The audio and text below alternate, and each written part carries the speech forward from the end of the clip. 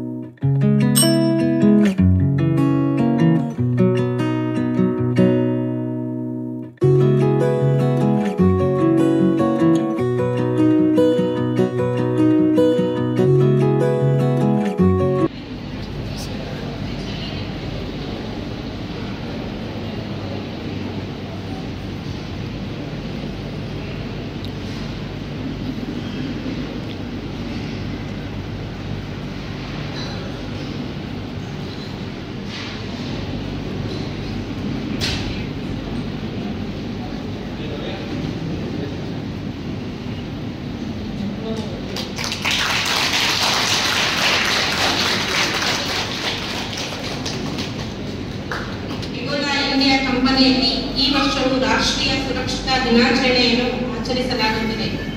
ವಿಕಸಿತ ಭಾರತಕ್ಕೆ ಸುರಕ್ಷತೆ ಮತ್ತು ಯೋಗಕ್ಷೇಮ ನಿರ್ಣಾಯಕವಾಗಿರುತ್ತದೆ ಎಂಬ ಈ ವರ್ಷದ ರಾಷ್ಟ್ರೀಯ ಸುರಕ್ಷತಾ ಧ್ಯೇಯ ವಾಕ್ಯದೊಂದಿಗೆ ಸುರಕ್ಷತಾ ದಿನಾಚರಣೆಯನ್ನು ಆಚರಿಸಲಾಗುತ್ತಿದೆ. ಮೊದಲಿಗೆ ವೇದಿಕೆ ಮೇಲಿನ ಎಲ್ಲ ಗಣ್ಯರಿಗೂ, ಸಿಬ್ಬಂದಿ ವರ್ಗದವರಿಗೂ ಹಾಗೂ ಕಾರ್ಮಿಕ ಮಿತ್ರರಿಗೂ 54ನೇ ರಾಷ್ಟ್ರೀಯ ಸುರಕ್ಷತಾ ದಿನಾಚರಣೆಯ ಶುಭಾಶಯಗಳು. ಮೊದಲಿಗೆ ವೇದಿಕೆ ಮೇಲಿನ ಎಲ್ಲ ಗಣ್ಯರಿಂದ ಪ್ರಾರ್ಥನೆಯ ಜೊತೆಗೆ ದೀಪ ಬೆಳಗುವ ಮೂಲಕ ಕಾರ್ಯಕ್ರಮವನ್ನು ಉದ್ಘಾಟಿಸಬೇಕಾಗಿ ವಿನಂತಿ. ಲಕ್ಷ ದೀಪಾರ್ಚನೆ ದಿವ್ಯ ಗಣಪತಿ, ಕೋಟಿ ಕೋಟಿ ನಮನ ನಿನಗೆ ಮಹಾಗಣಪತಿ. ಲಕ್ಷ ಲಕ್ಷ ದಿವ್ಯ ಗಣಪತಿ, ಗಣಪತಿ ಇಳಿದು ಬಾ ಇಳಿದು ಬಾ ಇಳಿದು ಬಾ ಗಣಪತಿ. ಕೈಲಾಸದಿಂದ ಇಳಿದು ಬಾ ಇಳಿದು ಬಾ ಇಳಿದು ಬಾ ಇಳಿದು ಬಾ ಗಣಪತಿ. ಕೈಲಾಸಗಿರಿಯಿಂದ ಕರಗಿಳಿದು ಬಾ, ಬೆಳಗಿ ಬಾ ಒಳಗಿ ಬಾ, ಬೆಳಗಿ ಬಾ ಒಳಗಿ ಬಾ ಗಣಪತಿ. ಗಣಪತಿ ದೂರ ಮಾಡು ಬಾಬ, ಕೋಟಿ ಕೋಟಿ ನಮನ ನಿನಗೆ ಮಹಾಗಣಪತಿ. ಲಕ್ಷ ಲಕ್ಷ ದೀಪಾರ್ಚನೆ ದಿವ್ಯ ಗಣಪತಿ. ಎಲ್ಲ ಗಣ್ಯರಿಗೂ ಧನ್ಯವಾದಗಳು. ಪ್ರಾರ್ಥನೆ ಮಾಡಿದ ಸುಪ್ರಿಯಾ ಮತ್ತು ಅನಿತಾರವರಿಗೂ ಧನ್ಯವಾದಗಳು.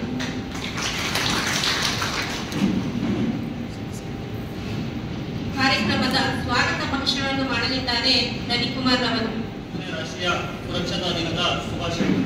ಮೊದಲಿಗೆ ವೇದಿಕೆಯನ್ನು ಅಲಂಕರಿಸಿರುವ ಕಾರ್ಯಕ್ರಮದ ಅಧ್ಯಕ್ಷತೆಯನ್ನು ಸಹ ವಹಿಸಿರುವ ಈ ಕಾರ್ಯಕ್ರಮದ ರೂವಾರಿಯಾದ ಶ್ರೀ ಜಗದೀಶ್ ಸರ್ ಅವರು, ಮಾನವ ಸಂಪನ್ಮೂಲ ಅಧಿಕಾರಿಗಳು, ಇವರಿಗೆ ಕಾರ್ಯಕ್ರಮಕ್ಕೆ ಪ್ರೀತಿಪೂರ್ವಕ ಸ್ವಾಗತವನ್ನು ಕೋರುತ್ತಿದ್ದೇನೆ. ಕಾರ್ಯಕ್ರಮಕ್ಕೆ ಮುಖ್ಯ ಅತಿಥಿಗಳಾಗಿ ಆಗಮಿಸಿರುವ ಅತಿಥಿಗಳನ್ನು ಸಣ್ಣ ಕಿರುಪರಿಚಯದೊಂದಿಗೆ ಸ್ವಾಗತಿಸೋಣ. ಮೊದಲಿಗೆ ಇವರು ಜೂನ್ 1, 1971ರಲ್ಲಿ ದಾವಣಗೆರೆ ಜಿಲ್ಲೆಯ ಬನ್ನಿಕೋಡು ಗ್ರಾಮದಲ್ಲಿ ಸಿದ್ದಪ್ಪ ಮತ್ತು ಬಸಮ್ಮ ದಂಪತಿಯ ಪ್ರೀತಿಯ ಮಗನಾಗಿ ಜನಿಸಿದರು. ಇವರು ಪ್ರಾಥಮಿಕ ವಿದ್ಯಾಭ್ಯಾಸವನ್ನು ಪುತ್ತೂರಿನಲ್ಲಿ ಮುಗಿಸಿ ನಂತರ BE ಪದವಿಯನ್ನು ದಾವಣಗೆರೆಯಲ್ಲಿ ಪಡೆದರು. ನಂತರ 3 ವರ್ಷಗಳ ಕಾಲ ಡಿಸೈನ್ ಇಂಜಿನಿಯರ್ ಆಗಿ BHEL ಕಂಪನಿಯಲ್ಲಿ ಕಾರ್ಯನಿರ್ವಹಿಸಿದರು. ನಂತರ 1997ರಲ್ಲಿ ಇವರು KPSC ಪರೀಕ್ಷೆಯನ್ನು ತೇರ್ಗಡೆ ಹೊಂದಿ ಕಾರ್ಖಾನೆಗಳ ಸಹಾಯಕ ಅಧಿಕಾರಿಗಳಾಗಿ ಕಾರ್ಯವಹಿಸಿದರು. ನಂತರ ಅವರು ಕಾರ್ಖಾನೆಗಳ ಉಪನಿರ್ದೇಶಕರಾಗಿ ತುಮಕೂರು ವಿಭಾಗದಲ್ಲಿ ಸೇವೆ ಸಲ್ಲಿಸುತ್ತಿರುವ ಶ್ರೀಯುತ ಶ್ರೀ ಕೃಷ್ಣಪ್ಪ ಸರ್ ಅವರಿಗೆ ಕಾರ್ಯಕ್ರಮಕ್ಕೆ ಪ್ರೀತಿಪೂರ್ವಕ ಸ್ವಾಗತವನ್ನು ಬಯಸುತ್ತಿದ್ದೇನೆ.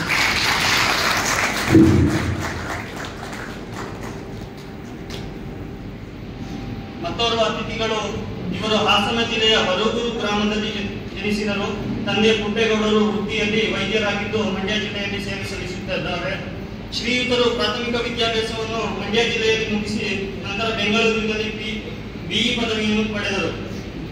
BE ಪದವಿ ಜೊತೆಗೆ ಇಂಡಸ್ಟ್ರಿಯಲ್ ಸೇಫ್ಟಿ, ಎನ್ವೈರನ್ಮೆಂಟಲ್ ಇಂಜಿನಿಯರ್ ಹಾಗೂ ಪರ್ಸನಲ್ ಮ್ಯಾನೇಜ್ಮೆಂಟ್ ಹಾಗೂ ಇಂಡಸ್ಟ್ರಿಯಲ್ ರಿಲೇಶನ್ಶಿಪ್ ಪದವಿಯನ್ನು ಸಹ ಪಡೆದಿರುವ ಶ್ರೀಯುತ ರಘುತ್ತಮ್ ಸರ್ ಅವರು ಪ್ರಸ್ತುತ TDPS ಕಂಪನಿಯಲ್ಲಿ ಸುರಕ್ಷತಾ ವ್ಯವಸ್ಥಾಪಕರಾಗಿ ಸೇವೆ ಸಲ್ಲಿಸುತ್ತಿದ್ದಾರೆ. ಇವರಿಗೂ ಸಹ ಕಾರ್ಯಕ್ರಮಕ್ಕೆ ಪ್ರೀತಿಪೂರ್ವಕವಾದ ಸ್ವಾಗತವನ್ನು ಬಯಸುತ್ತಿದ್ದಾರೆ. ಈ ಕಾರ್ಯಕ್ರಮಕ್ಕೆ ಆಗಮಿಸಿರುವ ಪ್ರೊಡಕ್ಷನ್ ವಿಭಾಗದ ಮುಖ್ಯಸ್ಥರಾದ ಶ್ರೀಯುತ ರಾಜೇಶ್ ಸರ್ ಅವರಿಗೂ ಸಹ ಕಾರ್ಯಕ್ರಮಕ್ಕೆ ಪ್ರೀತಿಪೂರ್ವಕವಾದ ಸ್ವಾಗತವನ್ನು ಬಯಸುತ್ತಿದ್ದೇನೆ. ಈ ಕಾರ್ಯಕ್ರಮಕ್ಕೆ ಆಗಮಿಸಿರುವ ಮೇಂಟೆನೆನ್ಸ್ ವಿಭಾಗದ ಮುಖ್ಯಸ್ಥರಾದ ಶ್ರೀಯುತ ಚಿಕ್ಕಯ್ಯ ಸರ್ ಅವರಿಗೂ ಸಹ ಕಾರ್ಯಕ್ರಮಕ್ಕೆ ಪ್ರೀತಿಪೂರ್ವಕವಾದ ಸ್ವಾಗತವನ್ನು ಬಯಸುತ್ತಿದ್ದೇನೆ. ಈ ಕಾರ್ಯಕ್ರಮಕ್ಕೆ ಆಗಮಿಸಿರುವ ತಾರಾನಾಥ್ ಸರ್ಗೂ ಕೂಡ ಪ್ರೀತಿಪೂರ್ವಕವಾದ ಸ್ವಾಗತವನ್ನು ಬಯಸುತ್ತಿದ್ದೇನೆ. ಹಾಗೂ ಈ ಕಾರ್ಯಕ್ರಮಕ್ಕೆ ಆಗಮಿಸಿರುವ ಹೆಚ್ಚಿನ ವ್ಯವಸ್ಥಾಪಕ ವೃಂದ ಹಾಗೂ ಕಾರ್ಮಿಕ ವೃಂದಕ್ಕೂ ಸಹ ಪ್ರೀತಿಪೂರ್ವಕವಾದ ಸ್ವಾಗತವನ್ನು ಬಯಸುತ್ತಿದ್ದೇನೆ. ಸ್ವಾಗತ ಭಾಷಣವನ್ನು ನೀಡಿಕೊಂಡ ರವಿಕುಮಾರ್ ಅವರಿಗೆ ವಂದನೆಗಳು. ಈಗ ನಮ್ಮ ಕಾರ್ಯಕ್ರಮವನ್ನು ಉದ್ದೇಶಿಸಿ ನಮ್ಮ ಮುಖ್ಯ ಅತಿಥಿಗಳಾಗಿದ್ದಾಗ ಶ್ರೀ KS ಕೃಷ್ಣಪ್ರಸಾದ್ ಅವರು ಕಾರ್ಖಾನೆಗಳ ಉಪನಿರ್ದೇಶಕರು, ತುಮಕೂರು ವಿಭಾಗ, ತುಮಕೂರು, ಇವರು ಮಾತನಾಡಬೇಕೆಂದು ಕೇಳಿಕೊಳ್ಳುತ್ತೇವೆ. ಎಲ್ಲರಿಗೂ 54ನೇ ರಾಷ್ಟ್ರೀಯ ಸುರಕ್ಷತಾ ದಿನಾಚರಣೆಯ ಪ್ರಯುಕ್ತ ಶುಭಾಶಯಗಳನ್ನು ಕೋರುತ್ತಾ, ಇವತ್ತು ನಾವು ಇಲ್ಲಿ 54ನೇ ರಾಷ್ಟ್ರೀಯ ಸುರಕ್ಷತಾ ದಿನಾಚರಣೆಯನ್ನು ನಮ್ಮ ಕಾರ್ಖಾನೆಯಲ್ಲಿ ಆಚರಿಸುತ್ತಿದ್ದಾರೆ. ಈ ತುಮಕೂರು ಜಿಲ್ಲೆಯಲ್ಲಿ ಒಟ್ಟು 650 ಫ್ಯಾಕ್ಟ್ರಿ ಇದೆ.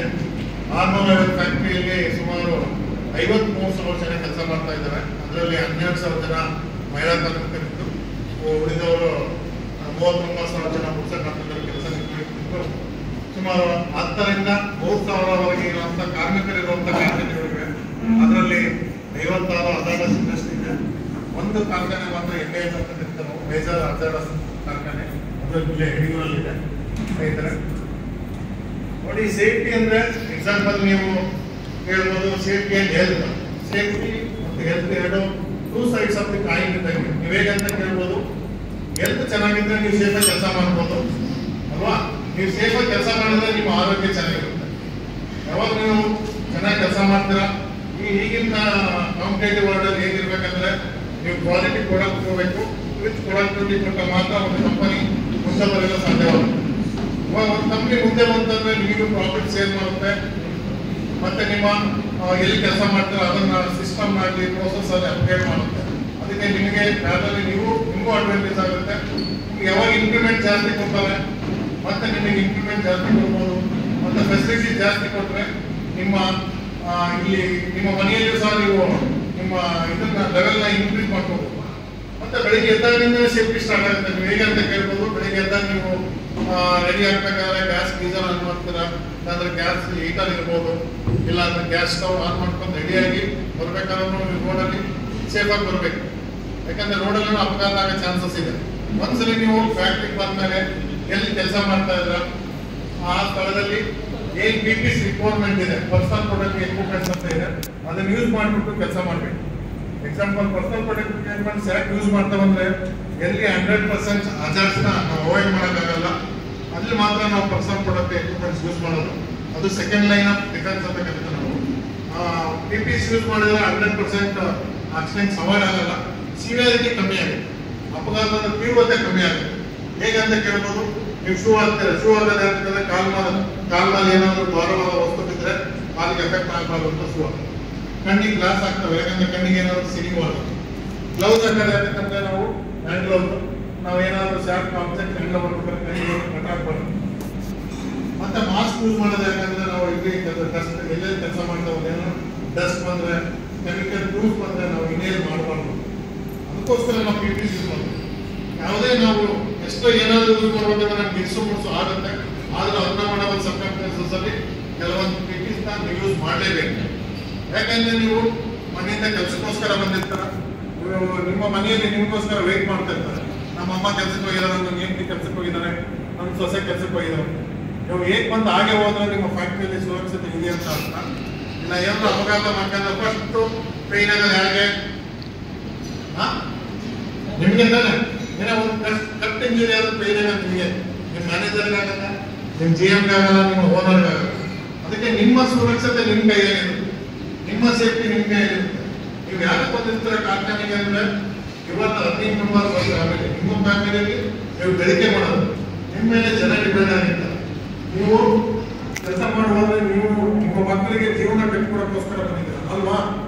ಅವಾಗ ನೀವು ಸೇಫಾಗಿ ಕೆಲಸ ಮಾಡ್ಬೇಕಲ್ವಾ? ನಿಮ್ಗೆ ಏನಾದರೂ ಅಪಘಾತ ಮಾಡ್ಕೊಂಡ್ರೆ ನಿಮ್ಮ ಫ್ಯಾಮಿಲಿಗೆ ತೊಂದರೆ ಆಗುತ್ತೆ. ಅದಕ್ಕೋಸ್ಕರ ಫಸ್ಟ್ ನಿಮ್ಮನ್ನು ಸೇಫಾಗಿ ನೀವು ನೋಡ್ಕೋಬೇಕು. ಅಕ್ಕಪಕ್ಕ ಯಾರು ಕೆಲಸ ಮಾಡ್ತಾರೋ ಅವ್ರ ಸೇಫ್ಟಿ ನೋಡ್ಕೋಬೇಕು.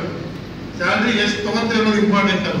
ನೀವು ಸ್ಯಾಲ್ರಿ 15,000 ತಗೋಬಹುದು, 20,000 ತಗೋಬಹುದು, ಇನ್ನೊಬ್ರು 50,000 ತಗೋಬಹುದು, ಇನ್ನೊಬ್ರು 2 ಲಕ್ಷ ತಗೋಬಹುದು. ನಿಮ್ಮ ಮನೆಯಲ್ಲಿ ಎಷ್ಟು ರೆಸ್ಪೆಕ್ಟ್ ಇದೆ ಅವ್ರ ಮನೆಯಲ್ಲೂ ಅಷ್ಟೇ ರೆಸ್ಪೆಕ್ಟ್ ಇರುತ್ತೆ. ನಾವು 2 ಲಕ್ಷ 1 ಲಕ್ಷ ತಗೊಂತಾರಂತ ಅವ್ರಿಗೇನು ಜಾಸ್ತಿ ಪ್ರೀತಿ ಮಾಡಲ್ಲ, ಜಾಸ್ತಿ ಗೌರವ ಕೊಡೋದು. ನಿಮ್ಮ ಮನೇಲಿ ಎಷ್ಟಿರುತ್ತೆ ಅವ್ರ ಮನೆಯಲ್ಲೂ ಅಷ್ಟೇ ಇರುತ್ತೆ. ಅದಕ್ಕೆ ನಾನು ಏನ್ ಹೇಳಕ್ ಇಷ್ಟಪಡ್ತೇನೆಂದ್ರೆ, ಯಾಕಂದ್ರೆ ನಾನು ಹೇಳಿದೆ ಈಗಾಗಲೇ ಎವರಿಡೇಸ್ ಇನ್ಸ್ಪೆಕ್ಷನ್ ನೋಡ್ತೀವಿ, ಆಕ್ಸಿಡೆಂಟ್ ಇನ್ವೆಸ್ಟಿಗೇಷನ್ ನೋಡ್ತಾ ಇರ್ತೀವಿ. ಬಹಳ ಕಡೆ ಪ್ರೊಸೀಜರ್ಸ್ ವೈಲೇಟ್ ಮಾಡಿ ಆಕ್ಸಿಡೆಂಟ್ ಮಾಡ್ತೀವಿ. SOP ಅಂತ ಹೇಳ್ತೇವೆ. ಯಾವುದೇ ಪ್ರೋಸೆಸ್ ತಗೊಳ್ಳಿ, ಯಾವುದೇ ಮಿಷಿನ್ ತಗೊಳ್ಳಿ, ಅದಕ್ಕೆ ಸೇಫ್ ಪ್ರೊಸೀಜರ್ಸ್ ಅಂತ ಇದೆ, ಸೇಫ್ ಆಪರೇಟಿಂಗ್ ಪ್ರೊಸೀಜರ್ಸ್ ಅಂತ. ನಾನು ಫಾಲೋ ಮಾಡೋದಿಲ್ಲ, ಶಾರ್ಟ್ ಕಟ್ ಯೂಸ್ ಮಾಡ್ತೇವೆ, ಅವಾಗ ಅಪಘಾತ ಆಗಿದೆ. ಒಂದು SOP ಏನಿದೆ, ಯಾವುದೇ ಮಿಷಿನ್ ತಗೊಳ್ಳಿ, ಯಾವುದೇ ಪ್ರೋಸೆಸ್ ತಗೊಳ್ಳಿ, ಅಥವಾ ಅದಕ್ಕೆ ಪ್ರೊಸೀಜರ್ಸ್ ಇದೆ, ಅದನ್ನ ಫಾಲೋ ಮಾಡಬೇಕು. ಡ್ಯೂಟಿ ಅದು, ಕಷ್ಟ ಆದ್ರೂ ಪರವಾಗಿಲ್ಲ.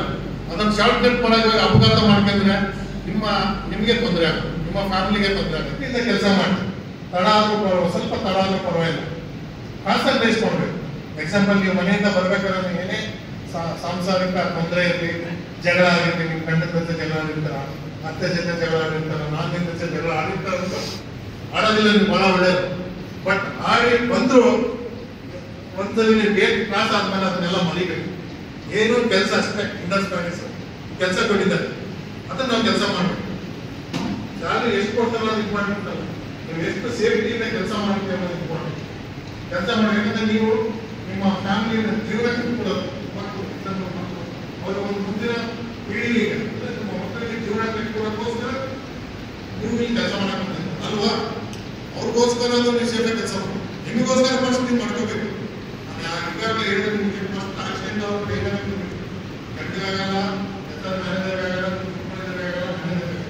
ನಿಮಗೆ ಪೇನ್ ಆಗೋದ್ರಿಂದ, ನೋವಾಗೋದ್ರಿಂದ ಫಸ್ಟ್ ನೀವು ಸುರಕ್ಷತೆ ದೃಷ್ಟಿಯಿಂದ ಕೆಲಸ ಮಾಡಬೇಕು. ಸುರಕ್ಷತೆಗೋಸ್ಕರ ಏನೇನು ವೈಯಕ್ತಿಕ ಸುರಕ್ಷತಾ ಸಾಧನಗಳಿದೆ, ಅದನ್ನು ಯೂಸ್ ಮಾಡಿ ಕೆಲಸ ಮಾಡಬೇಕು. ಮತ್ತೆ ಎಲೆಕ್ಟ್ರಿಕಲ್ ಏನಾದರೂ ಟೂಲ್ ವೇಟ್ ಬಂದರೆ ನಾಲ್ಕು ವೇಟ್ ಇದ್ರೆ ಅಲ್ಲ ನೀವು ರಿಪೋರ್ಟ್ ಮಾಡ್ಕೋಬೇಕು. ಏನಾದರೂ ನಿಮ್ಮಲ್ಲಿ ನೀರು ಜಾಸ್ತಿ ಅದು ಸ್ಲಿಪ್ ಆಗಿ ಬೀಳತ್ತೆ, ಸ್ಲಿಪ್ ಆಗಿ ನೀವು ಗ್ರೌಂಡ್ ಫ್ಲೋರಲ್ಲೇ ಗ್ರೌಂಡಲ್ಲಿ ಫ್ಲೋರ್ ಮೇಲೆ ಬಿದ್ದು ತಲೆ ಬರ್ತಂತಿದ್ರೆ ಡೆತ್ ಆಗಿರೋ ಉದಾಹರಣೆ ಕೆಲಸ ತಿಳ್ಕೊಂಡ್ಬಿಟ್ಟು ಮಾಡಿ, ಅವಾಗ ನೀವು ಸುರಕ್ಷಿತವಾಗಿ ನಿಮ್ಮ ಜೀವನ ನೀವು ಸಾಕ್ಬೋದು ಅಂತ ಹೇಳ್ತಾ ನನ್ನನ್ನು ಇಲ್ಲಿಗೆ ಕರೆದು ಈ 54ನೇ ವಾರ್ಷಿಕ ಸುರಕ್ಷತಾ ದಿನಾಚರಣೆ ಪ್ರಯುಕ್ತ ಎರಡು ಮಾತನಾಡಲು ಅವಕಾಶ ಕೊಟ್ಟ ನಿಮ್ಮ ಆಡಳಿತ ವರ್ಗದವರು ನಿಮ್ಮೆಲ್ಲರಿಗೂ ವಂದಿಸಿ ನಾನು ಯಾರು ಮಾತನಾಡ್ತೇನೆ. Thank you.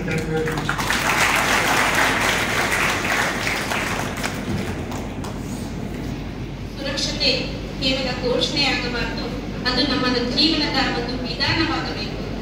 ಅಲ್ಲದೆ ಅಲ್ಲದೆ ಅಪಘಾತವಾದರೆ ಮೊದಲು ನೋವು ಅನುಭವಿಸುವುದು ಸ್ವತಃ ನಾವೇ. ಆದ್ದರಿಂದ ಸುರಕ್ಷಿತವಾಗಿ ಬನ್ನಿ, ಸುರಕ್ಷಿತವಾಗಿ ಕೆಲಸ ಮಾಡಿ, ಸುರಕ್ಷಿತ PPEಗಳನ್ನು ಬಳಸಿ ಎಂದು ತಿಳಿಸಿದ ಶ್ರೀ KS ಕೃಷ್ಣಪ್ಪ ಸರ್ ಅವರಿಗೆ ಧನ್ಯವಾದಗಳು.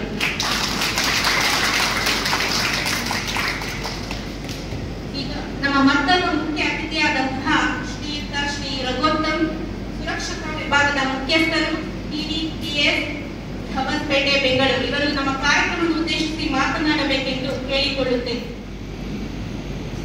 ಪೂಜ್ಯ ಸತ್ಯಧರ್ಮದ ನಾಯಕ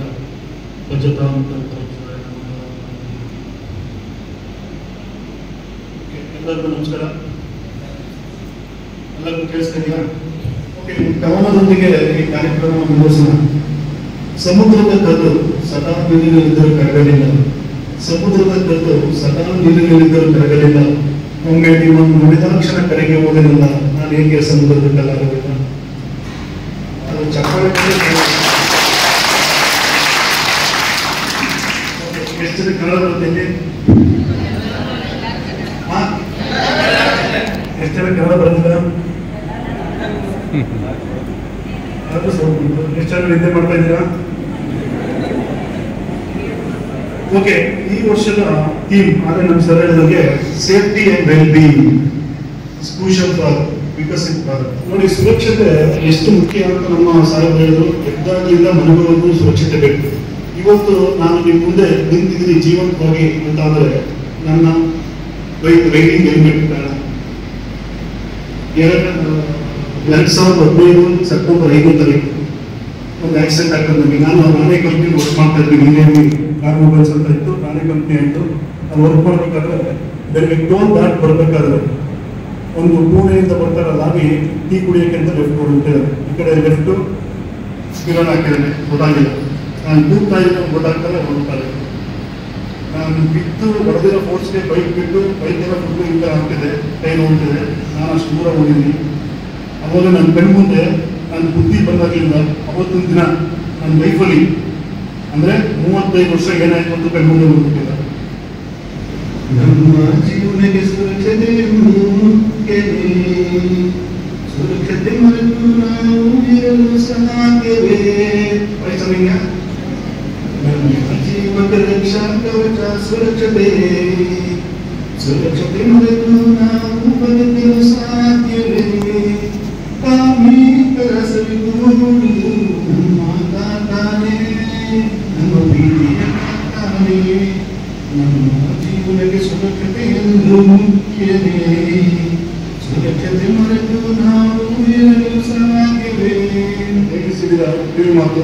ಓಕೆ, ನಿಮ್ಮ ಮನೆಗಳಲ್ಲಿ ಈಗ ಬೆಂಕಿ ಅಂತ ಬಂದ್ರೆ ಫೈರ್ ಎಕ್ಸ್ಟಿಂಗ್ವಿಷರ್, ಅಗ್ನಿ ನಂದಕ ಎಷ್ಟು ಜನ ಮನೆಯಿದೆ? ಅಗ್ನಿ ನಂದಕ ಅಂದ್ರೆ ಬೆಂಕಿ ಆರಿಸುವ ಇದು ಎಕ್ವಿಪ್ಮೆಂಟ್ ಎಷ್ಟು ಜನ ಮನೆಯಲ್ಲಿದೆ? ಯಾಕಂದ್ರೆ ಇಲ್ವಾ? ಬರಲ್ಲ ಮನೆ ಬುದ್ಧಿವಂತರು. ಹೌದು, ಮನೆಯಲ್ಲಿರೋ ವಸ್ತುಗಳು ಇದೆಯಾ? ಅಲ್ಲ, ಎಷ್ಟೋ ಜನ ಏನಂತಂದ್ರೆ ಎಲ್ಲ ಸರ್ ನಮ್ಮ ಮನೆಯಲ್ಲಿಲ್ಲ, ನಮ್ಮ ಮನೆ ಬೆಂಕಿ ಅಂದ್ರೆ ಏನ್ ಮಾಡೋದು ಅಂದ್ರೆ ಇದು ಫ್ಯಾಕ್ಟ್ರಿಗೆ ಬಂದು ಫೈರ್ ಎಕ್ಸ್ಟಿಂಗ್ವಿಷರ್ ತಗೋಬೇಕಾಗತ್ತಾ? ಇರುವ ವಸ್ತು ನೀರು ಫೈರ್ ಎಕ್ಸ್ಟಿಂಗ್ವಿಷರೇ, ಒಂದು ಬಟ್ಟೆನೂ ಫೈರ್ ಎಕ್ಸ್ಟಿಂಗ್ವಿಷರೇ, ಆಮೇಲೆ ಒಂದು ಬೆಡ್ಶೀಟು ಫೈರ್ ಎಕ್ಸ್ಟಿಂಗ್ವಿಷರೇ, ಇದೆಲ್ಲ ತಿಳ್ಕೊಂಡಿರ್ಬೇಕು. ಆಮೇಲೆ ಗ್ಯಾಸ್ ಬಗ್ಗೆ ಹೇಳಿದ್ರು, ದಯವಿಟ್ಟು ಅತಿ ಮುಖ್ಯ. ಈಗ ಒಂದು ನ್ಯೂಸ್ ನೋಡ್ತಾ ಇರ್ಬೇಕಾದ್ರೆ ನಾವು ಏನು ಅಂತಂದ್ರೆ ಗ್ಯಾಸ್ ಈಗ ಅನಾಹುತ ಆಗ್ತಾ ಇರೋದು ಜಾಸ್ತಿ ಇದೆ. ಅದಕ್ಕೆ ದಯವಿಟ್ಟು ನಮ್ಮ ಸಿಸ್ಟರ್ಸ್ಗಳಿಗೆ ಕೇಳ್ಕೊಳ್ಳೋದು ಏನಪ್ಪ ಅಂತಂದ್ರೆ, ನಿಮಗೆ ಗ್ಯಾಸ್ ಸಿಲಿಂಡರ್ಸ್ನ ನಿಮಗೆ ಸಪ್ಲೈ ಮಾಡಕ್ಕೆ ಬರ್ತಾರಲ್ಲ, ಅವರು ನಮಗೆ ಮಾಡಬೇಕಾಗಿರೋದು ಬಂದು ಚೆಕ್ ಮಾಡಬೇಕು. ಇಲ್ಲಾಂದ್ರೆ ಕಂಪ್ಲೇಂಟ್ ರೈಸ್ ಮಾಡಿದ್ರೆ ಅವ್ರ ಕಡೆಯಿಂದ ಬಂದು ಟೆಕ್ನಿಷಿಯನ್ ಚೆಕ್ ಮಾಡಬೇಕು. ನಮ್ಮ ಹತ್ರ ಇಷ್ಟು ಕಲೆಕ್ಟ್ ಮಾಡ್ತಾರೆ ದುಡ್ಡು ನಮ್ಗೆ ಗೊತ್ತಾಗ್ತಾ ಇದೆ. ಒಂದು ಚೆಕ್ ಶೀಟ್ ಇರ್ತದೆ, ರೋಸ್ ಕರೆಕ್ಟ್ ಇದೆಯಾ, ಗ್ಯಾಸ್ ಬರ್ನರ್ ಕರೆಕ್ಟ್ ಇದೆಯಾ, ಅದು ಕರೆಕ್ಟಾಗಿರೋ ಜಾಗದಲ್ಲಿ ಇದೆಯಲ್ಲ, ಎಲ್ಲ ಚೆಕ್ ಮಾಡಬೇಕು. ಅದನ್ನ ಚೆಕ್ ಮಾಡಿಸ್ಬಿಡಿ ದಯವಿಟ್ಟು. ಅವಾಗ ನಾವು ಒಂದು ಸಿಲಿಂಡರು 10 ಬಾಂಬ್ಗೆ ಸಮ. ನಮ್ಗೆ ಗೊತ್ತಿಲ್ಲ, ಅವ್ರು ಏನಂತಂದ್ರೆ ಆಟೋದಲ್ಲಿ ಬರ್ತಾರೆ, ಬೇಗದಿಂದ ಒಂದು 5ರಿಂದ 6 ಅಡಿಯಿಂದ ಎದ್ದಾಗ್ತಾರೆ. ಆ ಪ್ರೆಷರ್ ಎಲ್ಲ ಆಯಿತು ಅಂದ್ರೆ ನಮಗೆ ಮೇಂಟೆನೆನ್ಸ್ ಅಲ್ಲಿ ಗೊತ್ತಿರುತ್ತೆ. ಆಕ್ಸಿಜನ್ ಸಿಲಿಂಡರ್ಸು, ಆರ್ಗನ್ ಸಿಲಿಂಡರ್ಸ್ ಇದೆಲ್ಲ ಏನಂತಂದ್ರೆ ರೋಲ್ ಮಾಡಬಾರ್ದು, ಎತ್ತಾಗಬಾರ್ದು, ವರ್ಟಿಕಲ್ ಪೊಸಿಷನ್ಗೆ ಇರಬೇಕು. ಆಮೇಲೆ ಎಷ್ಟೋ ಜನ ಜಾಗ ಇಲ್ಲ ಅಂತ ನಾವು ಯಾವುದೋ ಮನೆಗೆ ಹೋದಾಗ, ಅಪಾರ್ಟ್ಮೆಂಟ್ಗೆ ಹೋದಾಗ ನೋಡಿದ್ದು, ಗ್ಯಾಸ್ ಸಿಲಿಂಡರು ಕೆಳಗಡೆ ಇರಬೇಕು, ಸ್ಟವ್ ಮೇಲ್ಗಡೆ ಇರಬೇಕಾ, ಇಲ್ಲ ಸ್ಟವ್ ಮೇಲ್ಗಡೆ ಇದ್ದು ಕೆಳಗಡೆ ಇದ್ದು ಸಿಲಿಂಡರ್ ಮೇಲ್ಗಡೆ ಇರ್ಬೋದು. ಗ್ಯಾಸ್ ಸಿಲಿಂಡರ್ ಸ್ಟವ್ ಮೇಲೆ ಇರಬೇಕು. ಏನಕ್ಕೆ ಅಂದ್ರೆ ಅಡುಗೆ ಕೂತ್ಕೊಂಡು ಅಡುಗೆ ಮಾಡೋಕೆ ಹಿಂಸೆ ಅಂತನಾ?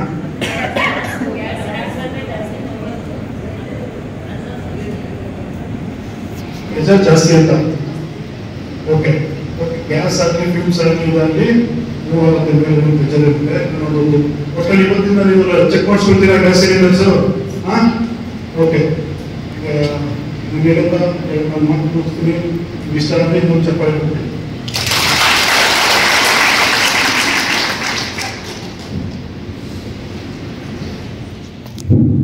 ಸುರಕ್ಷತಾ ನಿಯಮಗಳನ್ನು ಪ್ರತಿಯೊಬ್ಬರು ಪಾಲಿಸಲೇಬೇಕು. ಅಲ್ಲದೆ ನಮ್ಮ ದೇಶದ ಅಭಿವೃದ್ಧಿಗೆ ಸುರಕ್ಷತೆ ಮತ್ತು ಯೋಗಕ್ಷೇಮದ ಅವಶ್ಯಕತೆ ಎಷ್ಟಿದೆ. ಅಲ್ಲದೆ ಸೇಫ್ಟಿ ಹೆಲ್ತ್ ಎನ್ವೈರನ್ಮೆಂಟ್ ಬಗ್ಗೆ ಸರಳವಾಗಿ ತಿಳಿಸುತ್ತಾ ಅಪಘಾತಗಳನ್ನು ತಡೆಯಬಹುದು. ಆದರೆ ನಮ್ಮ ನಿರ್ಲಕ್ಷ್ಯತನದಿಂದ ನಾವು ಅದನ್ನು ತಡೆಯುತ್ತಿಲ್ಲ ಎಂದು ಎಲ್ಲರಿಗೂ ತಿಳಿಯುವ ಹಾಗೆ ತಿಳಿಸಿದ ಶ್ರೀಯುತ ಶ್ರೀ ರಘೋತ್ತಮ್ ಸರ್ ಅವರಿಗೆ ಧನ್ಯವಾದಗಳು. ಈಗ ಕಾರ್ಯಕ್ರಮದ ಅಧ್ಯಕ್ಷತೆಯನ್ನು ವಹಿಸಿರುವ ಶ್ರೀಯುತ ಶ್ರೀ ಜಗದೀಶ್ ಸರ್ ಅವರು, ಮಾನವ ಸಂಪನ್ಮೂಲ ಅಧಿಕಾರಿಯವರು ಕಾರ್ಯಕ್ರಮವನ್ನು ಉದ್ದೇಶಿಸಿ ಮಾತನಾಡಬೇಕೆಂದು ಕೇಳಿಕೊಳ್ಳುತ್ತೇವೆ. ವೇದಿಕೆ ಮೇಲೆ ಆಸೀನರಾಗಿರ್ತಕ್ಕಂಥ ಕೃಷ್ಣಪ್ಪ ಸರ್, ನನ್ನ ಆತ್ಮೀಯ ಗೆಳೆಯ ರಘೋತ್ತಮ್ ಅವರು ಹಾಗೂ ನನ್ನ ಸಹೋದ್ಯೋಗಿಗಳಾದ ರಾಜೇಶ್ ಅವರ ಹಾಗೂ ಚಿಕ್ಕಯ್ಯವರು, ಇವತ್ತು 54ನೇ ರಾಷ್ಟ್ರೀಯ ಸುರಕ್ಷತಾ ದಿನಾಚರಣೆಯನ್ನ ನಮ್ಮ ಕಂಪನಿಯಲ್ಲಿ ಸಮಾರಂಭವನ್ನು ಆಚರಿಸ್ತಿದ್ದೀವಿ. ಮಾರ್ಚ್ 4ರಂದು ನಾವು ಸೇಫ್ಟಿ ಡೇಯನ್ನು ಇನಾಗ್ರೇಷನ್ ಮಾಡಿದ್ವಿ. ಅದ ನಂತರ ಕೆಲವೊಂದು ಕಾರ್ಯಕ್ರಮಗಳನ್ನ ಹಮ್ಮಿಕೊಂಡ್ವಿ. ಅಂದ್ರೆ ಸ್ಪರ್ಧೆಗಳನ್ನ ಮಾಡೋದ್ರ ಮುಖಾಂತರ ಸ್ಪರ್ಧೆಗಳಿಗೆ ಅದರ ದಿನಗಳನ್ನು ಕೊಟ್ಟು ನಾವು ಈ ದಿನವನ್ನ ಸೇಫ್ಟಿ ಡೇ ಸಮಾರಂಭವನ್ನ ಆಯೋಜನೆ ಮಾಡಲಿಕ್ಕೆ ಅನುವು ಮಾಡಿಕೊಂಡ್ವಿ. ಈ ಸಮಾರಂಭಕ್ಕೆ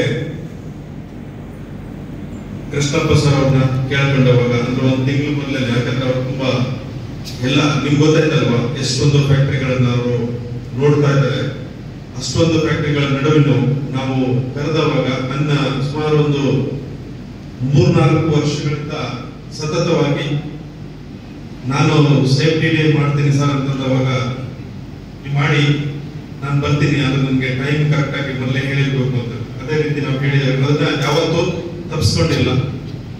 ಯಾವತ್ತೂ ನಾನು ಬರಲ್ಲ ಅಥವಾ ಬರ್ತೀನಿ ಅಂತ ಹೇಳ್ಬಿಟ್ಟು ಅದನ್ನ ನಿರ್ಲಕ್ಷ್ಯ ಮಾಡಿಲ್ಲ. ಯಾಕಂದ್ರೆ ಅದರ ಅರ್ಥ ಇಷ್ಟೇ, ಅವರು ಸುರಕ್ಷತೆಗೆ ಎಷ್ಟು ಪ್ರಾಮುಖ್ಯತೆಯನ್ನ ಕೊಡ್ತಾರೆ ಅನ್ನೋದನ್ನ ನಾವು ಗಮನಿಸ್ತಾ ಇದ್ದೀವಿ. ಇದೇ ಕೊತ್ತಗೇರಿ, ನಿಮ್ಗೆ ಗೊತ್ತಲ್ಲ ಕೊತ್ತಗೇರಿ ಅಂತ ಗೊತ್ತಾಯ್ತಲ್ಲ, ಕೊತ್ತಗೇರಿ ಏರಿಯ ಮೇಲೆ ಒಬ್ರು ಬಿರಿಯಾನಿ ಕಟ್ಸ್ಕೋಬೇಕಂತ ಟೌನಿಗೆ ಬರ್ತಾರೆ, ಬಿರಿಯಾನಿ ಕಟ್ಸ್ಕೊಂಡಿರ್ತಾರೆ.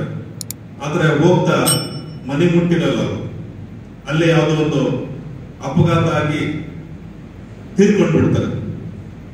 ಅಂದ್ರೆ ಒಂದು ಅವರು ಹಾಕಲಾರಂತ ಹೆಲ್ಮೆಟ್, ಇನ್ನೊಂದು ಇನ್ನೊಬ್ಬರ ಅಜಾಗರೂಕತೆ. ನಾವು ರಘೋತ್ತಮ ಬೇಕಾದ್ರೆ ಕೇಳ್ಕೋಬೇಕಾಗ್ಬೋದು. ಅದೇ ಯಾರೋ ಆ ಒಂದು ಸುರಕ್ಷಿತವಾಗಿ ನಿಂತ್ಕೊಂಡಿದ್ರೆ ಇದು ಸರಿ ಆಗಿತ್ತಲ್ವಾ ಅಂತ ಹೇಳ್ಬಿಟ್ಟು ಅಂದ್ಕೊಂಡು ಹೋದ್ವಿ. ಆದ್ರೆ ಅವ್ನು ಹೇಳದಿದ್ರೆ, ಅವ್ನು ಸರಿಪಡಿಸ್ಕೊಂಡ್ರೆ ಅವ್ನ ಜೀವ ಉಳಿತಿತ್ತು ಅಥವಾ ಅವನಿಗೆ ಆಕ್ಸಿಡೆಂಟ್ ಆಗ್ತಿದ್ದಿಲ್ಲ ಅಂತ. ಹಾಗೆ ರಘುತ್ತಮ್ ಅವರು ನಮ್ಮ ಅನುಭವವನ್ನ ಹಂಚಿಕೊಳ್ಳೋದು. ಯಾಕಂದ್ರೆ ನಾನು ಯಾವ್ದನ್ನು ಕರೆಸ್ಬೇಕಾಗಿದ್ರೆ ಸುಮ್ಮನೆ ನನ್ನ ಯಾವುದೇ ಫ್ರೆಂಡು ಕ್ಲೋಸ್ ಆಗಿದ್ದಾರೆ ಆ ತರ ಅಲ್ಲ, ಅವರಿಂದ ಏನು ವಿಷಯ ತಿಳಿಯುತ್ತದೆ.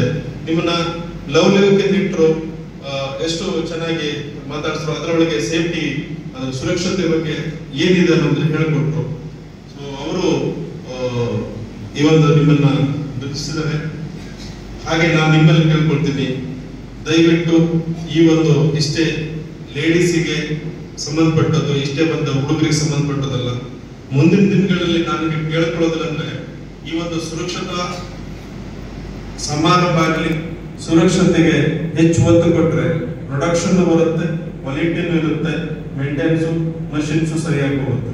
ಯಾವುದಕ್ಕೂ ಸುರಕ್ಷತೆಗೆ ಒತ್ತು ಕೊಡಬೇಕು. ಫಸ್ಟ್ ಸೇಫ್ಟಿ, ನೆಕ್ಸ್ಟ್ ವರ್ಕ್ ಅಂತ ಹೇಳ್ತೀವಿ. ಮೊದಲು ನಾವು ನಮ್ಮನ್ನ ಸುರಕ್ಷಿತವಾಗಿಟ್ಟರೆ ಎರಡನೇದು ಕೆಲಸ ಮಾಡಬೇಕು. ಕೆಲಸದ ಜೊತೆಗೆ ಕ್ವಾಲಿಟಿ ಅದು ಸರಾಗವಾಗಿ ಕರೆಕ್ಟ್ ಆಗಿ ಹೋಗ್ತಾ ಇರ್ಬೇಕು. ಈಗ ಮತ್ತೆ ಹೊಸದಾಗಿ ನಾವು ಒಂದು ಅವಾರ್ಡ್ ಕೊಡ್ಬೇಕು ಅಂತೇಳಿ ತೀರ್ಮಾನ ಮಾಡ್ಕೊಳ್ಬೇಕು. Award best forklift driver, forklift operator of the year.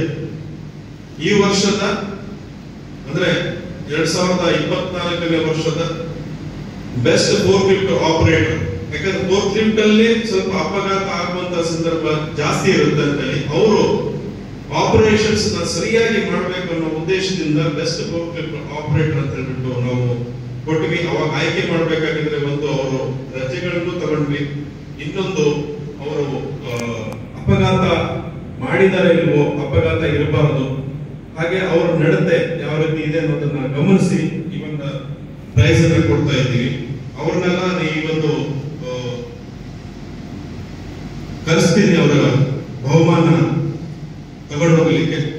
ಯಾರ್ಯಾರು ಇದ್ದೀರೋ ಅವ್ರು ಬಂದ್ಬಿಟ್ಟು ಕೃಷ್ಣಪ್ಪ ಸರ್ ಮತ್ತು ಅವರು ಬಹುಮಾನ ವಿತರಣೆ ಮಾಡಬೇಕಾಗಿ ಕೇಳ್ಕೊಳ್ತೀವಿ.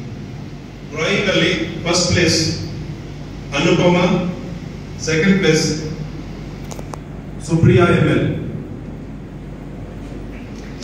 ಆಮೇಲೆ ದೇವರಾಜ್ ಜಿಡಿ, ಸೆಕೆಂಡ್ ಪ್ರೈಸ್ ದೇವರಾಜ್ ಜಿಡಿ.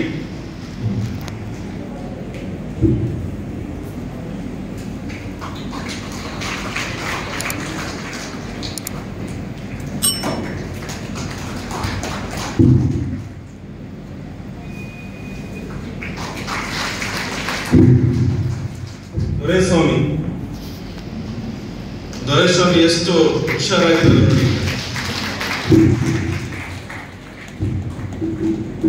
ಯಾರನ್ನೋ ಯಾವುದೇ ಕಾಲದಲ್ಲೂ ಅಂಡರ್ ಎಸ್ಟಿಮೇಟ್ ಮಾಡಬಾರದು. ದೇವರಾಜ್ ಹೇಳಿ ಮಷಿನ್ಸ್ ಹೋಗೇ ಇಲ್ಲ, ಮನುಷ್ಯ ಬರೀ ಅಕೌಂಟ್ಸ್ ಅಲ್ಲೇ ಮಾಡ್ಕೊಂಡ್ಬಿಟ್ಟಿದ್ದಾರೆ.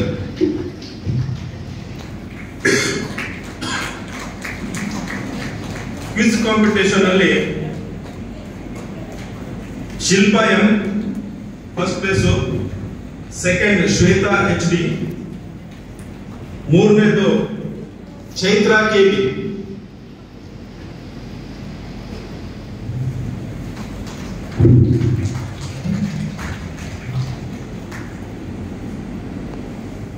ಕಾಲೇಜ್ ಅಂದ್ರೆ ಈ ಪೇಪರ್ ಕಟಿಂಗ್ಸ್ ಎಲ್ಲ ಮಾಡಿ ಎಕ್ಸ್ಪ್ಲೇನ್ ಮಾಡೋದ್ರಲ್ಲಿ ಮೊದಲನೇ ಪ್ರೈಸ್ ಅವರಿಗೆ ಸಾಮಾನ್ಯರು ನಾವು ಹೇಳಿಲ್ಲ, ಈಗ ಅನೌನ್ಸ್ ಮಾಡ್ತಾ ಇರೋದು. ಮೊದಲನೇ ಪ್ರೈಸ್ ಹೋಗ್ತಾ ಇರೋದು ಇದು ರಘೋತ್ತಮ್ ಅವರು ನೀಡ್ಬೇಕಂತ ಕೇಳ್ಕೊತೀನಿ. ಹಾಲೇಶ್ ನಾಯ್ಕ್, ದೇವರಾಜ್ ಜಿಡಿ, ಅನುರಾಧ, ಭವ್ಯ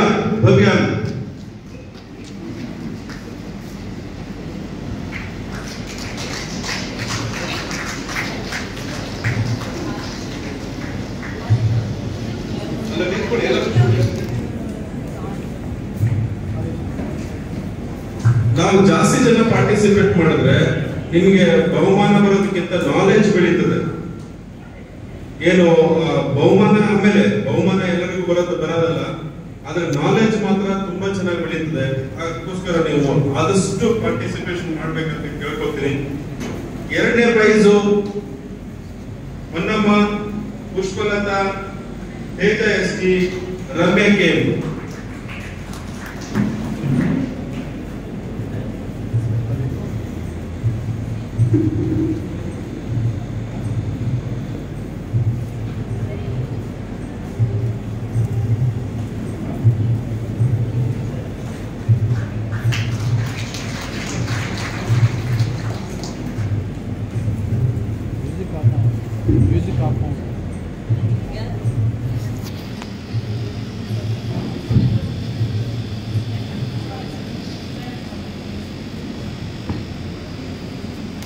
ಮುಂದಿನ ಪ್ರೈಸ್ ಅನ್ನು ರಾಜೇಶ್ ಮತ್ತೆ ಚಿಕ್ಕಯ್ಯವರು ನೀಡಬೇಕಂತ ಕೇಳ್ತಿದ್ದೆ. ಎಸ್ಎದಲ್ಲಿ ಇದು ಇವಾಗಲೇ ಅನೌನ್ಸ್ ಮಾಡ್ತಾ ಇರೋದು. ಎಸ್ಎ ಶ್ವೇತಾ HD ಮೊದಲನೇ ನಂಬರ್ಗೆ, ವೀಣಾ YK ಸೆಕೆಂಡ್, ಯೋಗೇಶ್ ಕುಮಾರ್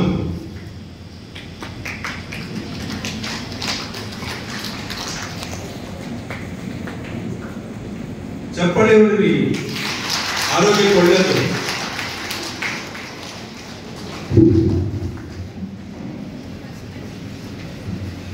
ಈಗ ಅವಾರ್ಡ್ ಹೊಡೆದೋಗಿದ್ರು ವಾಪಸ್ ತಗೊಳ್ಳೋದು.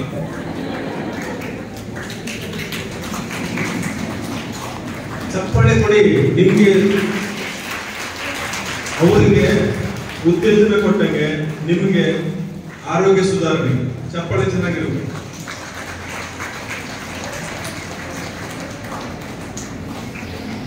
ಈಗ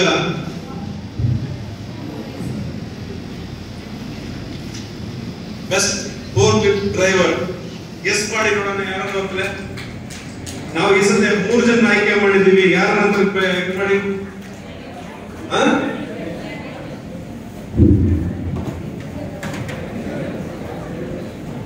best fork drivers Krishna buzzer ಮತ್ತೆ ರಘುತ್ತಮ್ಮ ಎಲ್ಲರೂ ಸೇರಿ ಈ ಅವಾರ್ಡ್ ಅನ್ನು ನೀಡಬೇಕಂತ ಕೇಳ್ಕೊಳ್ತೀನಿ.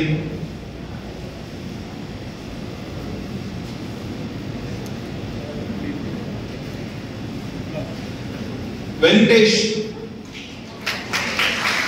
ಎಲ್ಲರಿಗೂ ಒಂದು ಫಸ್ಟ್ ಸೆಕೆಂಡ್ ಥರ್ಡ್ ಅಂತಿಲ್ಲ, ಬೆಸ್ಟ್ ಇದಂದ್ರೆ ವೆಂಕಟೇಶ್. ಸೆಕೆಂಡ್ ಯಾರಿರ್ಬೋದು ಅಂದ್ರೆ ಎರಡನೇ ಅಂದ್ರೆ ಒಬ್ಬ 3 ಆಯ್ಕೆ ಮಾಡಿದ್ರಲ್ಲ, ಶ್ರೀನಿವಾಸ್. ಸ್ವಲ್ಪ ನೋಡಿ, ಒಂದಿನ ಬೇರೆ ಮತ್ತೆ ಯಾರಿರ್ಬೋದು ನೋಡಿ.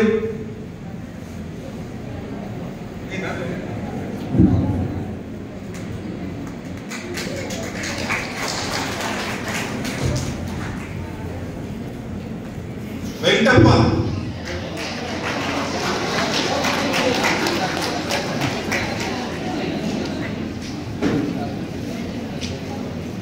ಉಳಿದವರೆಲ್ಲ ಚೆನ್ನಾಗಿ ಓಡಿಸಿಲ್ಲ ಅಂತ ಹೇಳಿಲ್ಲ.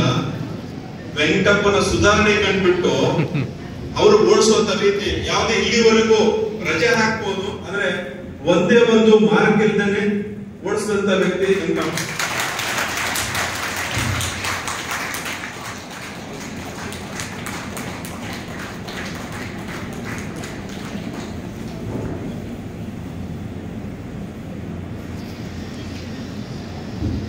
Best foreman of the year,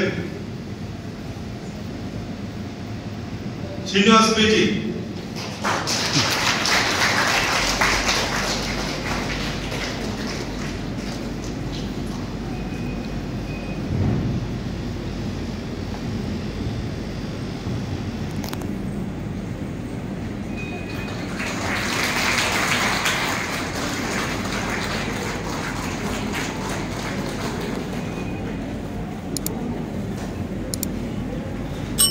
ಮುಂದಿನ ದಿನಗಳಲ್ಲಿ ಬೇರೆ ಬೇರೆ ನಿಮ್ಮಲ್ಲಿ ಆಯ್ಕೆಗಳನ್ನು ಮಾಡ್ತೇವೆ. ಅದಕ್ಕೆ ಕೆಲವೊಂದು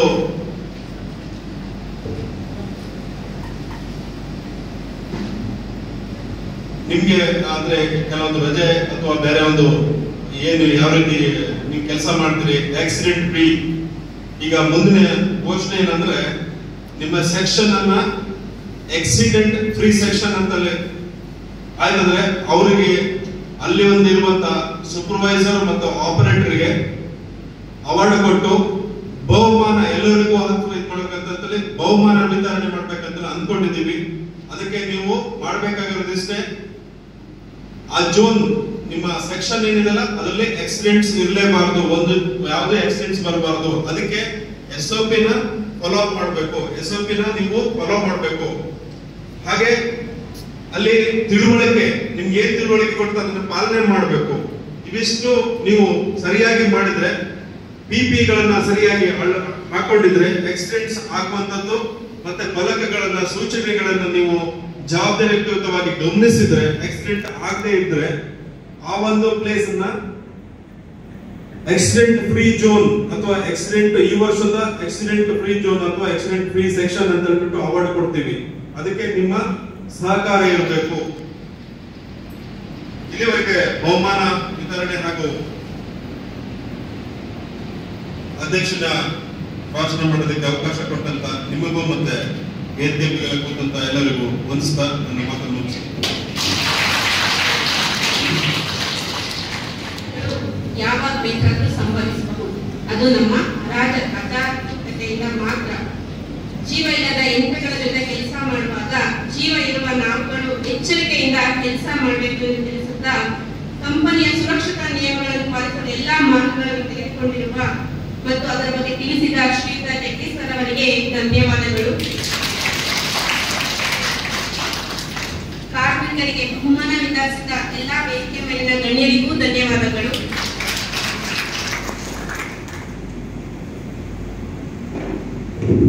ಈಗ ನಮ್ಮ ಕಾರ್ಯಕ್ರಮದ ಮುಖ್ಯ ಅತಿಥಿಗಳಿಗೆ ಒಂದು ಸಣ್ಣ ಸನ್ಮಾನದ ಕಾರ್ಯಕ್ರಮವನ್ನು ವೇದಿಕೆಯ ಮೇಲಿನ ಗಣ್ಯರು ನಡೆಸಿಕೊಡಬೇಕೆಂದು ಕೇಳಿಕೊಳ್ಳುತ್ತೇವೆ.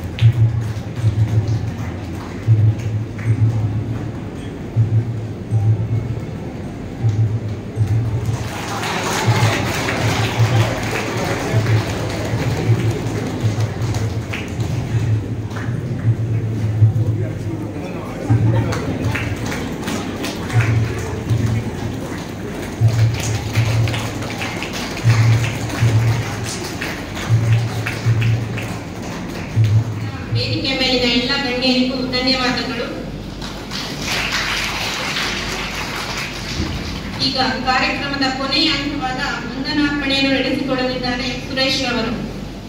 ಪ್ರತಿ ವರ್ಷದಂತೆ 2025ರ national safety theme safety and well being crucial for Viksit Bharat, ಅಂದರೆ ವಿಕಸಿತ ಭಾರತಕ್ಕೆ ಸುರಕ್ಷತೆ ಮತ್ತು ಯೋಗಕ್ಷೇಮ ನಿರ್ಣಾಯಕವಾಗಿರುತ್ತದೆ ಎಂಬ ವಿಷಯದ ಧ್ಯೇಯವಾಕ್ಯದೊಂದಿಗೆ ರಾಷ್ಟ್ರೀಯ ಸುರಕ್ಷತಾ ದಿನವನ್ನು ಆಚರಿಸಲಾಗುತ್ತದೆ.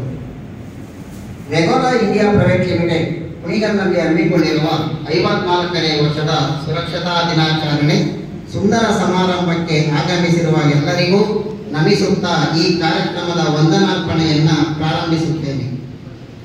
ಈ ಸಮಾರಂಭದ ಅಧ್ಯಕ್ಷತೆ ವಹಿಸಿರುವ ಶ್ರೀ ಜಗದೀಶ್ ಸರ್, ಮಾನವ ಸಂಪನ್ಮೂಲ ಅಧಿಕಾರಿಗಳು, ವೆಗೋನಾ ಇಂಡಿಯಾ ಪ್ರೈವೇಟ್ ಲಿಮಿಟೆಡ್ ಕುಣಿಗಲ್ ಇವರಿಗೆ ನಮ್ಮ ಸಂಸ್ಥೆಯ ಪರವಾಗಿ ಹಾಗೂ ಕಾರ್ಮಿಕರ ಪರವಾಗಿ ತುಂಬು ಹೃದಯದ ಧನ್ಯವಾದಗಳನ್ನು ಅರ್ಪಿಸುತ್ತೇನೆ. ಈ ಕಾರ್ಯಕ್ರಮಕ್ಕೆ ಮುಖ್ಯ ಅತಿಥಿಯಾಗಿ ಆಗಮಿಸಿರುವ ಶ್ರೀಯುತ ಶ್ರೀ KS ಕೃಷ್ಣಪ್ಪ ಸರ್ ಅವರು, ಕಾರ್ಖಾನೆಗಳ ಉಪನಿರ್ದೇಶಕರು, ತುಮಕೂರು ವಿಭಾಗ, ತುಮಕೂರು ಇವರಿಗೆ ನಮ್ಮ ಸಂಸ್ಥೆಯ ಪರವಾಗಿ ಹಾಗೂ ನಮ್ಮ ನಿಮ್ಮೆಲ್ಲರ ಪರವಾಗಿ ತುಂಬು ಹೃದಯದ ವಂದನೆಗಳನ್ನು ಅರ್ಪಿಸುತ್ತೇನೆ. ಈ ಕಾರ್ಯಕ್ರಮಕ್ಕೆ ಆಗಮಿಸಿರುವ ಮತ್ತೊಬ್ಬ ಮುಖ್ಯ ಅತಿಥಿಯಾದ ಶ್ರೀಯುತ ಶ್ರೀ ರಘೋತ್ತಮ್ ಸರ್ ಅವರು, ಸುರಕ್ಷತಾ ವಿಭಾಗದ ಮುಖ್ಯಸ್ಥರು, TDPS ದಾಬಸ್ಪೇಟೆ, ಬೆಂಗಳೂರು ಇವರಿಗೆ ನಮ್ಮ ಸಂಸ್ಥೆಯ ಪರವಾಗಿ ನಮ್ಮ ನಿಮ್ಮೆಲ್ಲರ ಪರವಾಗಿ ತುಂಬು ಹೃದಯದ ವಂದನೆಗಳನ್ನು ಅರ್ಪಿಸುತ್ತೇನೆ. ಈ ಸಮಾರಂಭಕ್ಕೆ ಆಗಮಿಸಿರುವ ಕಂಪನಿಯ ಎಲ್ಲಾ ವ್ಯವಸ್ಥಾಪಕರಿಗೂ ಸಂಸ್ಥೆಯ ಪರವಾಗಿ ಹಾಗೂ ನಮ್ಮ ನಿಮ್ಮೆಲ್ಲರ ಪರವಾಗಿ ತುಂಬು ಹೃದಯದ ವಂದನೆಗಳನ್ನು ಅರ್ಪಿಸುತ್ತೇನೆ. ಈ ಸುಂದರ ಕಾರ್ಯಕ್ರಮ ಯಶಸ್ವಿಯಾಗಲು ಸಿಬ್ಬಂದಿ ವರ್ಗದವರು ಹಾಗೂ ಕಾರ್ಮಿಕ ವರ್ಗದವರು ಅತಿ ಮುಖ್ಯವಾಗಿರುತ್ತಾರೆ. ಹಾಗಾಗಿ ಇವರಿಗೂ ಸಹ ನಮ್ಮ ಸಂಸ್ಥೆಯ ಪರವಾಗಿ ತುಂಬ ಹೃದಯದ ವಂದನೆಗಳನ್ನು ಅರ್ಪಿಸುತ್ತೇವೆ. ಈ ಕಾರ್ಯಕ್ರಮಕ್ಕೆ ಪ್ರತ್ಯಕ್ಷವಾಗಿ ಪರೋಕ್ಷವಾಗಿ ಸಹಕರಿಸಿರುವ ಸಂಸ್ಥೆಯ ಸ್ನೇಹ ಬಳಗಕ್ಕೂ ಹಾಗೂ ತಾರಾನಾಸ್ನವರಿಗೂ ತುಂಬ ಹೃದಯದ ಧನ್ಯವಾದಗಳನ್ನು ಅರ್ಪಿಸುತ್ತೇನೆ. ಜೈ ಕರ್ನಾಟಕ. ಸುರೇಶ್ ಅವರಿಗೆ ಧನ್ಯವಾದಗಳು.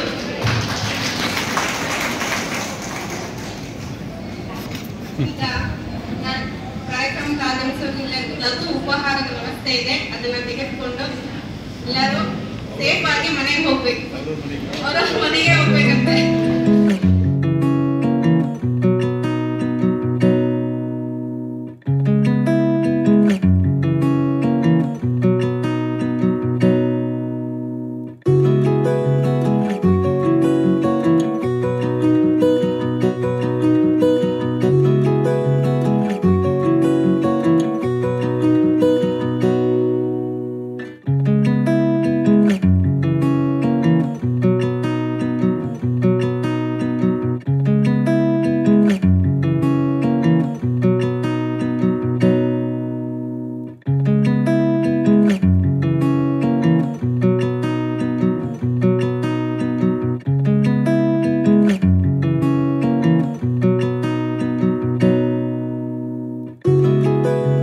ನಮಸ್ಕಾರ, ನಾನು ನಿಮ್ಮ ಪ್ರೀತಿಯ ಡಾಕ್ಟರ್ ಶ್ರಾವ್ಯ ಎಸ್ ರಾವ್. ನೀವು ಭಾವಸಿಂಚನ ಯೂಟ್ಯೂಬ್ ಚಾನೆಲ್ಗೆ ಸಬ್ಸ್ಕ್ರೈಬ್ ಆಗಿಲ್ಲ ಅಂದರೆ ಇವತ್ತು ಸಬ್ಸ್ಕ್ರೈಬ್ ಆಗಿ. ಧನ್ಯವಾದಗಳು.